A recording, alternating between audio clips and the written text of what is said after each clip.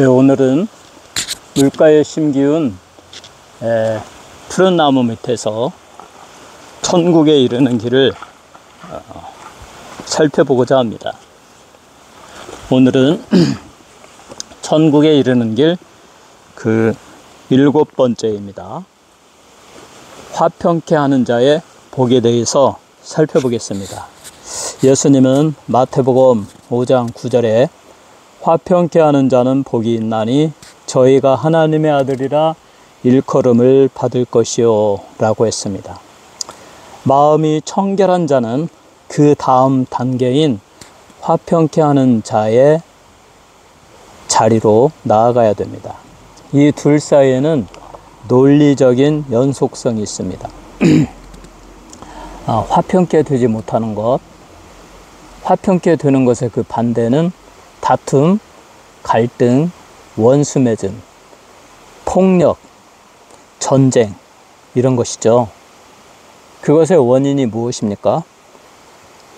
음모, 술수, 간사함, 속이는 것, 착취하고 나의 유익을 취하려는 그러한 악이 있기 때문에 거기에 전쟁, 다툼, 갈등, 이와 같은 싸움이 있습니다.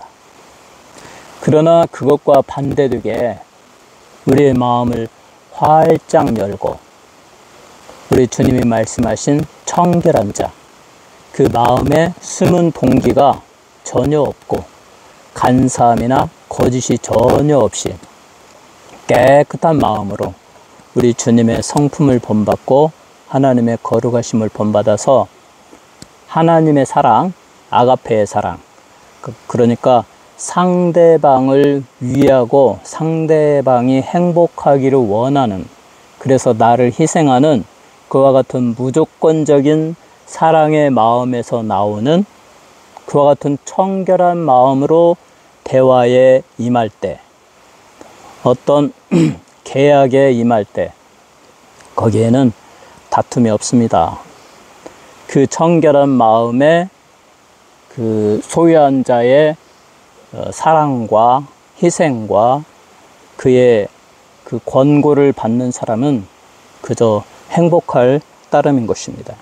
그러므로 마음이 청결한 자는 하나님을 볼 것이며 그 다음에 그러한 마음으로 살아가는 그리스도인은 모든 사람에게 화평케 하는 자가 되어야 한다.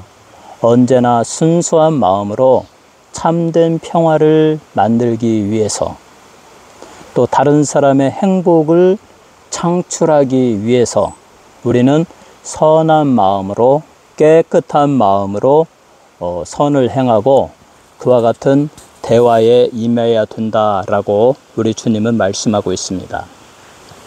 성경에는 평화 또는 화평이라는 단어가 직접적인 언급으로 약 400회, 간접적인 언급은 수없이 많이 있습니다. 인류의 영적인 역사에서 평화가 그 중심이 됩니다. 최초 인간은 하나님과 평화했어요. 하나님이 이 세상을 창조하시고 그리고 하나님의 형상과 모양대로 아담을 창조하시고 그리고 아담에게서 갈빗대를 뽑아서 하와를 창조하시고 그리고 이 세상을 보았을 때 심히 좋았더라. 우리 하나님이 전능하시고 광대하신 하나님이 보시기에 심히 좋았더라. 그러므로 얼마나 아름다운 세상이었겠습니까? 거기에는 평화의 나라였고 평화의 왕국이었습니다. 다툼도 갈등도 죄악도 속임수도 없었습니다. 하나님과 인간은 서로 사랑하고 인간은 하나님을 중심으로 마음으로부터 경외하며 하나님을 찬양하며 영광 돌리고, 하나님은 무한한 사랑을 인간에게 쏟아 부으셨고 거기에서는 참된 평화가 있었습니다. 또 사람과 사람 사이에서도 하나님으로부터 물려받은 사랑으로 서로 사랑하면서 아름다운 평화를 유지할 수가 있었습니다. 또 사람과 자연 사이에도 이렇게 푸른 초목이 우거지고 이 푸른 나무가 자라는데, 이 아름다운 그 자연을 볼 때 인간은 마음의 평강을 느끼고 그 사랑스러움을 깨닫고, 그러므로 나무를 축복하고 자연 만물을 축복하고 하나님의 명령에 따라서 그것들이 더 푸르고 번성하고 아름답게 자랄 수 있도록 그렇게 기도하고 또 관리하는 그와 같은 일을 하였습니다. 동물 세계도 마찬가지였습니다. 지금은 이것들이 약육 강식의 방법으로 살아남기 위해서 그렇게 발전되어 가지고 이빨이 나오고 이 발톱이 나오고 해서 큰 동물이 작은 동물을 잡아먹는 이와 같은 비통한 그와 같은 체계에 이렇게 속해 있지만, 그러나 하나님이 이 세상을 처음 창조했을 당시의 그 세계는 모든 동물은 초식 동물이었다. 다 풀을 먹고 사자와 어린 양이, 호랑이와 어린 양이 함께 뛰놀며 그들은 서로 죽고 죽이는 그러한 관계가 아니었다. 모두가 평화로운 평화를 유지하는 그러한 관계였다. 그래서 평화의 왕인 예수 그리스도께서 다시 오시면 이러한 평화가 회복되어지고 인간과 인간 사이에, 인간과 하나님 사이에, 인간과 동물과 동물 사이, 그리고 인간과 자연 사이에 다시 한번 그 놀라운 평화가 이루어지게 될 것입니다. 그러나 이와 같은 이 아름다운 평화가 사탄의 방해 공작으로 말미암아 에덴 동산에서 파괴되어졌다. 사탄은 누구입니까? 천사들 중에 가장 아름다운 천사, 하나님의 보좌에서 그 그룹으로서 보좌를 덮으면서 하나님의 찬양을 돌리던 가장 사랑받던 그 천사가 교만하여졌다. 내가 왜 이렇게 하나님을 영광 돌리고 하나님의 시중만 드려야 되느냐. 나도 하나님과 같이 영광 받고 싶다. 왜냐하면 나도 이렇게 아름답고 모든 천사들 중에 가장 뛰어나고 나는 지혜로운 자가 아닌가. 그래서 내가 저 북두에 올라 이 하나님과 겨루리라. 나를 따르는 천사들이여, 나와 함께 저 하나님과 싸워서 이기고 우리가 그 보좌를 차지하자. 이렇게 사탄이 스스로 교만해져서 하나님과 전쟁을 일으켰다. 그런데 그 전장에서 하나님이 부르시는 천사들에 의해서 그 사탄은 멸망받고 땅에 떨어졌다. 그가 바로 이 사탄이 되었다. 그래서 타락한 천사가 사탄입니다. 이 사탄은 이제 하나님의 뜻에 따라서 이 땅이 지어진 목적이 이루어질 때까지, 우주를 처음 창조한 우주의 목적이 이루어질 때까지 잠시 이 세상에 공중의 권세 잡은 자로서 이 세상을 통치합니다. 그리고 그의 하나님으로부터 그 하나님께 교만하여 하나님께 타락하고 하나님께 반역하고 하나님의 원수가 되었던 그 사탄은 그의 속성이 교만이고 거짓말하는 자입니다. 속이는 자입니다. 그 당시에도 수많은 천사들을 속여서 자기가 하나님이 될 것처럼 그렇게 꼬셔가지고 사탄이 되어가지고 지금도 사탄의 무리를 이끌면서 이 세상에서 수많은 사람들의 심령에, 영혼에 들어가서 그들의 영혼을 속이는 겁니다. 이 사탄이 에덴 동산에서 하와에게 들어간 거죠. 뱀의 모습으로 가장해서 하와를 유혹했어요. 아니, 하나님께서 왜 저렇게 동산에 수많은 열매를 다 만드시고 동산 중앙에 선악을 알게 하는 나무의 열매를 만드시고 그것만 먹지 못하게 했을까? 이 하와는 좀 궁금했을 것입니다. 그 궁금한 마음을 파고 들어가서 이 사탄이 하와에게 말합니다. 야, 저 선악을 알게 하는 나무의 열매를 먹어봐. 그러면 너가 하나님과 같아질 거야. 하나님처럼 될까봐 하나님이 시기질투해서 너로 하여금 그것을 먹지 못하게 한 거야. 하고 하와의 마음에 그 거짓말로 부추기면서 그와 같은 거짓된 상상력을 딱 심어주니까 하와가 어떻게 생각합니까? 와우, 정말 저 나무가 어쩌면 저렇게 보암직도 하고 먹음직도 하고 탐스럽기도 하고 저 선악을 알게 하는 나무의 열매를 먹으면 내가 정말 최고의 지혜로운 자가 될 것 같아. 그런 마음이 막 자꾸 생기고 그것을 자꾸 바라보고 그쪽을 향하여 상상력을 자꾸 키우다 보니까 결국은 용기를 내서 그 선악과를 따서 먹고 말았습니다. 그리고 하와를 엄청 사랑했던 이 아담을 유혹해가지고 꼬셔가지고 나도 먹었는데 당신만 살 것이냐 한번 먹어봐라 해가지고 아담도 어쩔 수 없이 그 선악을 알게 하는 나무의 열매를 먹었습니다. 그것은 하나님과 인간과의 준엄한 약속이었습니다. 하나님은 이 세상을 광대하게 창조하시고 특별히 인간을 하나님보다 조금 못한 존재로서 하나님의 형상과 모양대로 창조하시고 이 세상을 다스리는 권한을 주셨어요.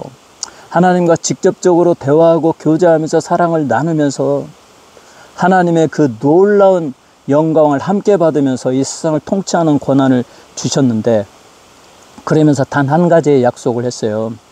선악을 알게 하는 나무의 열매를 따먹지 말라. 그 대신 동산에는 생명나무 열매와 얼마나 맛있는 아름다운 과실들이 있느냐. 내 마음껏 따먹어라. 그래서 내가 나의 명령을 지키고 선악을 알게 하는 나무의 열매를 따먹지 않으므로, 스스로 따먹지 않으므로 그것이 곧 하나님께 대한 존경이요 경유요 그 말씀에 순종하는 것이고 복종하는 것의 상징이 된다. 내가 그 명령을 지킬 때 너는 영원히 살 것이며 영원한 평화를 누릴 것이다.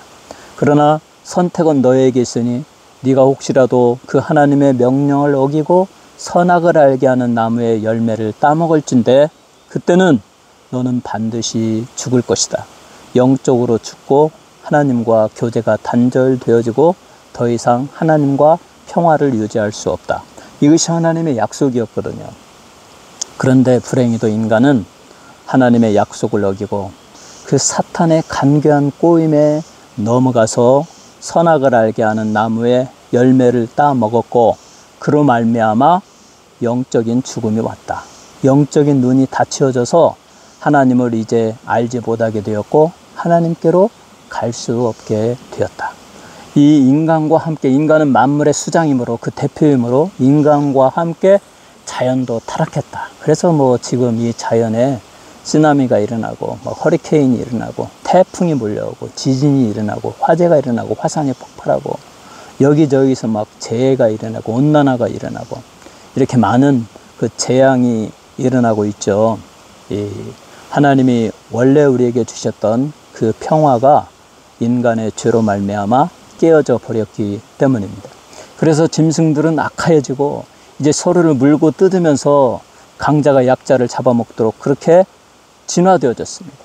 처음에 그것들은 초식동물이었으나 타락한 이후로 사나운 동물로 각자 종대로 점점점 발전하여서 현재와 같이 되었습니다. 그래서 이 세상에 평화가 없습니다. 다툼이 있고 전쟁이 있고 어떻습니까? 지구상에 주 36년에서 1968년까지 14,553번의 전쟁이 일어났다. 또 1945년 이래로 현대사회에 70번의 전쟁이 일어났고 200여 번의 국제 분쟁이 일어났고 100여 국가가 지금도 무장 충돌로 수많은 사상자를 내고 있으며 현재는 러시아와 우크라이나의 그 나라 사이에 정말 서로 죽고 죽이는 무서운 전쟁이 지금 1년 반, 2년째 계속 일어나고 있습니다. 인류의 4,000년의 역사 중에 평화의 시대가 고작 300년도 되지 못한다. 이게 바로 현재의 모습. 인간이 범죄함으로 말미암아 죄가 이 세상에 들어오고 평화가 하나님과의 관계에서 깨어짐으로 말미암아 일어난 결과입니다. 그러므로 이 평화를 회복시키기 위하여 우리 주 예수 그리스도께서 이 땅에 오셨습니다. 참으로 하나님께서 성부, 성자, 성령 하나님 가운데 서로 상의하여서 성자 하나님께서 하나님 저들의 죄를 사하여 주시고 다시 하나님과 평화하게 하고 이 세상에 하나님이 만드신 우주에 평화가 오게 하기 위해서 제가 대신 가서 그 죄의 값을 치르겠습니다.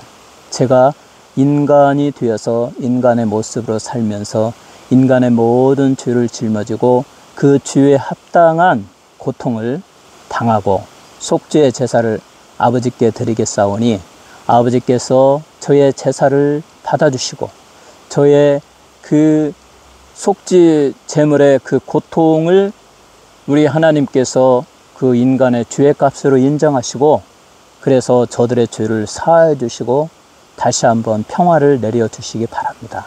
이렇게 서로 삼위일체 하나님이 상의하셨고 서로 만족하셨어요. 그래서 하나님의 뜻대로 지금부터 2000년 전에 예수 그리스도께서 동정녀 마리아의 모험을 통해서 처녀를 통하여 성령으로 잉태하게 하시고 베들레헴 마국간에서 그 천하고 추운 자리에서 우리 주님이 인간의 모습으로 이 세상에 오셔서 성육신 하셨습니다. 그리고 인간으로서 33년의 삶을 살아가되 죄가 전혀 없으셨습니다. 그는 하나님의 어린 양이었고 어린 양으로서 하나님께 제사를 드려야 할 몸이었기 때문에 그는 완벽하게 하나님의 말씀을 실천했고 순종하였고 죄가 없으십니다. 그와 같이 죄가 없으신 하나님께서 하나님의 아들께서 인간의 죄를 다 두 어깨에 짊어지고 십자가에서 속죄의 제사를 들으셨습니다. 머리에 가시면류관을 쓰시고 두 손과 발에 못을 박히시고 옆구리에 창을 맞으시고 채찍에 맞으시며 물과 피를 흘리시며 모욕과 멸시와 천대를 받으면서 이 땅에 존재하는 모든 인간의 죄를 자기의 두 어깨에 짊어지고 십자가에서 인간을 위한 하나님의 대제사장으로서 자기의 몸을 희생제물로 바쳐서 하나님께 영원한 속죄의 제사를 단 한 번에 드리셨다. 그리고 하나님이 그 속죄 제사를 연락하셨고 만족하셨다. 하나님의 그 거룩한 공의가 완전히 그의 아들 예수 그리스도의 속죄의 제사로 성취되어졌다. 그래서 누구든지 예수 그리스도를 믿는 자마다 예수의 피의 공로가 인간에게 임하고 그의 죄가 다 사하여지고 하나님의 성령으로 그의 심령을 부어주셔서 하나님과 인간 사이에 평화를 유지하게 되고 그 예수의 피의 공로를 입고 성령의 권능을 받은 그 성도들은 인간과 인간 사이에 평화를 유지하게 되고 또 인간과 자연 사이에도 평화를 유지하는 이와 같은 평화로운 존재가 되었다. 그래서 예수 그리스도는 마음이 청결한 자는 반드시 화평케 하는 자가 되어야 한다라고 말하고 있습니다. 그래서 시편 34편 14절에 악을 버리고 선을 행하며 화평을 찾아 따를지어다 라고 했습니다. 화평케 하는 자는 악을 버려야 됩니다. 언제나 청결하고 선한 마음으로 청결한 동기로 깨끗하고 순수한 동기로 선을 행하며 상대방을 위하며 상대방을 살리기 위한 토론과 논의와 서로의 협의를 하면서 화평을 나타내는 자가 되어야 됩니다. 이것이 우리 주님이 원하시는 화평케 하는 자인 것입니다. 이 화평케 하는 자가 되기 위해서 고통이 필요하죠. 고난이 필요합니다. 우리가 사람과 사람 사이에서 또 양팀의 그 갈등 속에서 그 중재자가 되어서 참된 평화를 만들려고 할 때 거기에 고통이 있습니다. 양쪽으로부터 비난받고 또 그것을 이루기까지 수많은 고통을 받습니다. 우리의 주님조차도 그러하셨습니다. 인간과 사람 사이에 화평을 이루기 위하여 하나님과 인간 사이에 막힌 탐을 헐어버리기 위하여 우리 주님은 십자가를 지셨고 채찍에 맞으셨고 멸시와 천대와 모욕을 받으셨고 온갖 징계를 받으시고 고난을 받으시고 그 고통을 다 받으시고 심한 통곡과 눈물로 우리 하나님께 기도하면서 인간을 위하여 기도하시고 그렇게 속죄의 제사를 고통 중에 다 드리시고 성공적으로 하나님의 뜻을 이루시고 지금도 하나님의 보좌 우편에 앉으셔서 인간과 인간 사이에 인간과 하나님 사이에 저들이 예수를 영접하고 예수의 피의 공로를 힘입어서 저들의 심령이 깨끗이 씻겨지고 우리 주님께서 하늘로부터 보내주시는 성령을 충만히 받아서 하나님의 거룩한 백성이 되어서 하나님과 평화하며 하나님이 주시는 성령을 통하여 주시는 사람과 사람 사이의 평화, 사람과 이 만물 사이의 평화를 유지하도록 우리 주님은 지금도 중보 기도를 드리고 계십니다. 그러므로 바울 사도는 이렇게 말합니다. 골로새서 1장 20절에 그의 십자가의 피로 화평을 이루사 만물 곧 땅에 있는 것들이나 하늘에 있는 것들을 그로 말미암아 자기와 화목해 되기를 기뻐하심이라. 십자가의 피로 화평을 이루셨습니다. 만물 곧 땅에 있는 것들, 하늘에 있는 것들, 그로 말미암아 자기와 화목해 되기를 기뻐하심이라. 모든 만물과 만물이 화목해 되었습니다. 예수를 믿음으로 예수와 우리가 화목해 되었고, 우리와 하나님 사이에 화목해 되었고, 하나님의 축복받은 자녀로서 서로를 축복하며 사랑하며 사람과 사람 사이에 화목하게 되었고, 이렇게 성령 받고 하나님의 거룩한 백성이 되어서 마음이 청결한 자들은 아름다운 자연 만물에서 우리 하나님이 지으신 하나님의 창조의 지문을 바라보며 하나님을 바라보고 하나님의 영광을 돌리고, 그런 사람은 자연을 사랑합니다. 자연을 너무 소중히 여기고 아낍니다. 거기를 더럽히지 아니하고 어지럽히지 아니하고 그것을 망치지 않습니다. 이처럼 모든 만물에 그 평화를 가져오셨어요.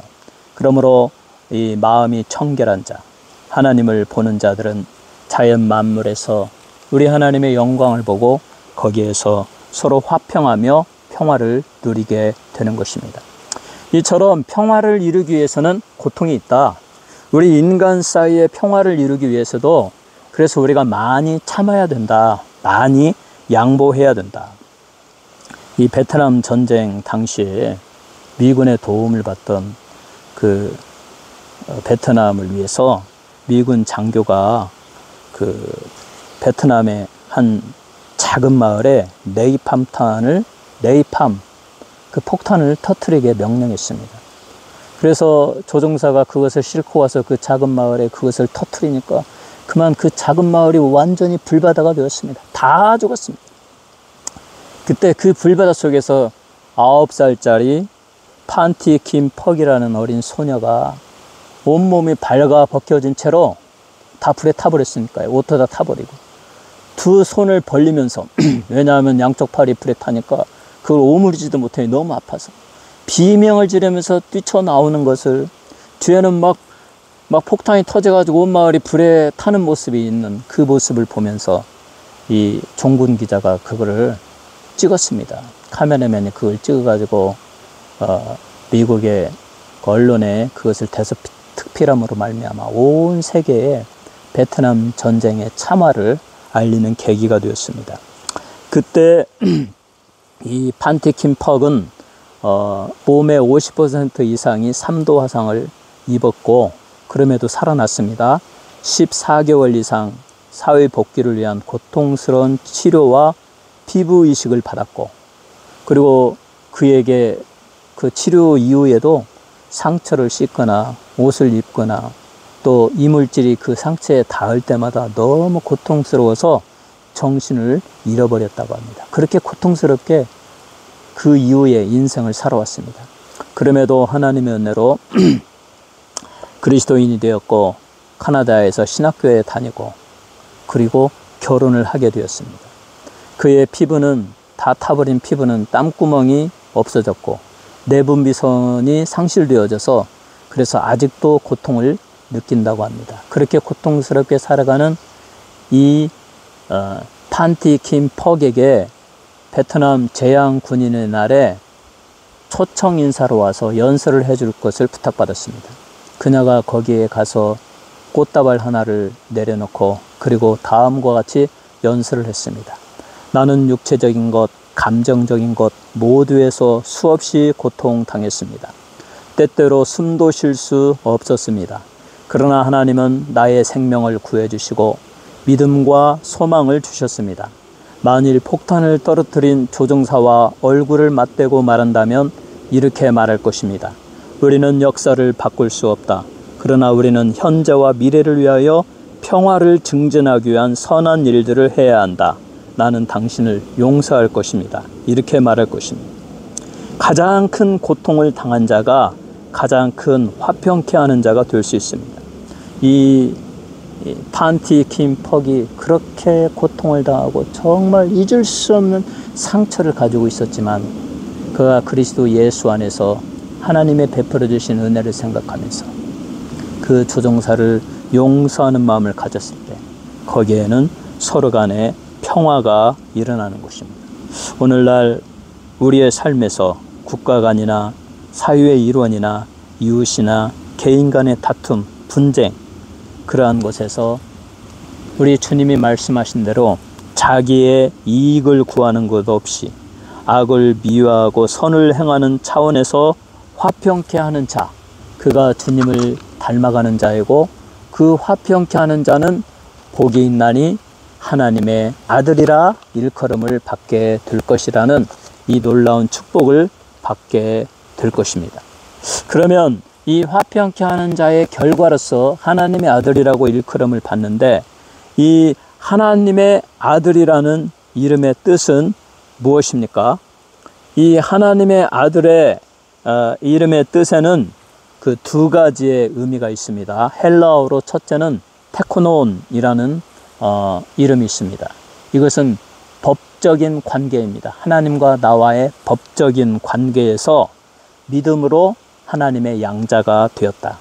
우리가 예수를 믿고 예수의 보배 피로 죄씻음 받고 심령의 가난함 속에서 죄인됨을 인식하고 애통해하며 우리의 죄를 뉘우칠 때 우리의 주님은 내 죄가 사하여졌다는 위로로 축복하여 주시고, 그러므로 우리는 성령의 인치심을 받아서 하나님의 자녀가 됩니다. 하나님의 법적인 자녀, 양자가 되었습니다. 그래서 우리는 하나님의 아들임을 인식하며 사람들은 하나님의 아들이라고 할 때 우리는 그것을 인정하게 됩니다. 또 하나의 아들의 관계가 있습니다.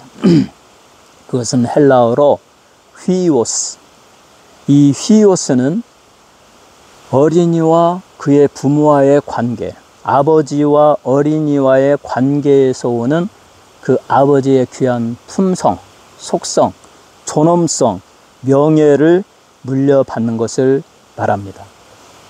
내가 내 아버지의 아들이다 라고 했을 때, 우리 아버지의 저는 권씨니까, 권병록 목사이니까 우리 아버지의 권씨를 물려받아서 권씨가 되는 것이고, 우리 아버지의 또 권씨 특유의 고집스러움 거나 또 좋은 면도 있고 나쁜 면도 있고 그러한 것들을 많이 물려받게 되죠. 저는 나쁜 면도 많이 물려받았다고 생각하기 때문에 매일 기도합니다. 내 안에 있는 이 혈기와 이 고집과 교만한 것들을 예수의 보혈로 씻어 주옵소서. 우리는 부모로부터 그것을 물려받죠. 근데 우리가 하나님의 아들이 되었다.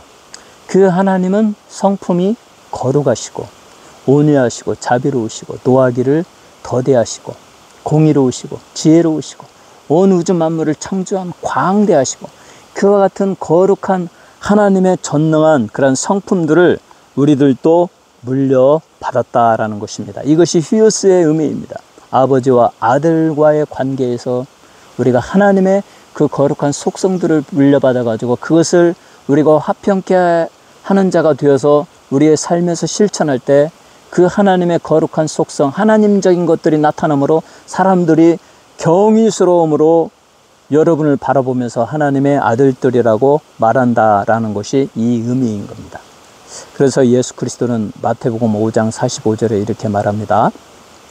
이같이 한즉 하늘에 계신 너희 아버지의 아들이 되리니 화평케 하는 자가 된즉 그와 같이 하나님의 거룩한 속성들을 이 땅에 나타내는 자가 되는즉 마음이 청결한 자가 되어서 거짓된 성품이 없이 거짓된 동기 없이 숨은 동기 없이 무조건적인 정말 전폭적인 아가페적인 희생적인 그와 같은 사랑으로 상대를 위하고 상대의 행복을 증진하기 위한 그와 같은 노력과 토론과 그와 같은 계약 이런 것들을 성사시키면서 화평케 하는 자가 되는 즉 그런 일을 하는 즉 하늘에 계신 너희 아버지의 아들이 될 것이다. 사람들은 또 그렇게 인정하고 너희를 하나님의 아들들이라고 부르게 될 것이다 라는 말입니다. 그러므로 이 땅에서 우리는 화평케 하는 자가 되어야 됩니다. 적극적이고 능동적으로 일을 만들어서 그리스도인인 여러분이 있는 곳에는 항상 평화가 창출되어져야지 악하고 거짓된 그와 같은 음모를 가지고 막 상대방을 이간질하는 것은 그것은 구원받은 그리스도인이 아닙니다. 구원받은 그리스도인 하나님의 팔복음을 실천하는 그리스도인, 심령이 가난한 자가 되어서 진실로 자기의 죄인됨을 인식하며 하나님의 은혜를 필요로 하면서 하나님을 의지하며 나아가는 그리스도인은 진실로 화평케 하는 자가 됩니다. 그가 있음으로 인해서, 그가 희생함으로 인해서 하나님의 축복이, 하나님의 평화가 사람들에게 임하게 되는 것을 즐거워하는 그리스도인이 되는 것입니다. 그러므로 사랑하는 성도 여러분, 이 땅에서 청결한 마음을 소유하셔서 전혀 거짓됨이 없는 순수한 그러한 동기로 선을 행하고 사람들 사이에 중재하고 토론에 임하고 사람들을 격려하고 축복함으로써 여러분이 있는 곳에서는 언제나 평화가 이루어지는 역사가 있기를 바랍니다. 적극적으로 화평케 하는 자들이 되시기 바랍니다. 그러면 여러분은 우리 주님이 예비하신 영원한 천국, 우리 주님이 예비하신 맨션을 물려받고 거기에 딸린 땅을 기업으로 받으면서 그곳에서 천사들의 시중을 받으며 하나님의 아들들이라고 일컬음을 받게 될 것입니다. 진심으로 선을 행하고 화평케 하는 자가 되어서 다 하나님의 아들들이라 일컬음을 받는 여러분 모두가 되시기를 우리 주 예수 그리스도의 이름으로 축원합니다. 아멘.